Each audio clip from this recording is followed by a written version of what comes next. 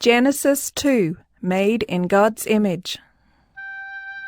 Thus the heavens and the earth were finished, and all the host of them. And on the seventh day God finished his work that he had done, and he rested on the seventh day from all his work that he had done. So God blessed the seventh day and made it holy, because on it God rested from all his work that he had done in creation. These are the generations of the heavens and the earth when they were created in the day that the Lord God made the earth and the heavens.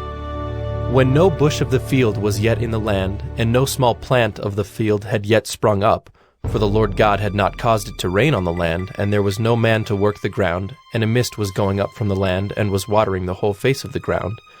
Then the Lord God formed the man of dust from the ground, and breathed into his nostrils the breath of life, and the man became a living creature. And the Lord God planted a garden in Eden in the east, and there he put the man whom he had formed. And out of the ground the Lord God made to spring up every tree that is pleasant to the sight and good for food. The tree of life was in the midst of the garden, and the tree of the knowledge of good and evil.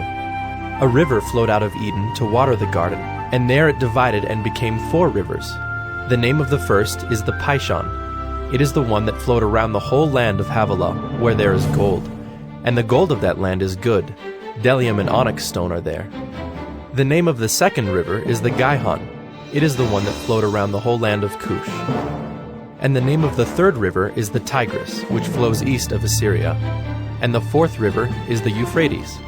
The Lord God took the man and put him in the Garden of Eden to work it and keep it.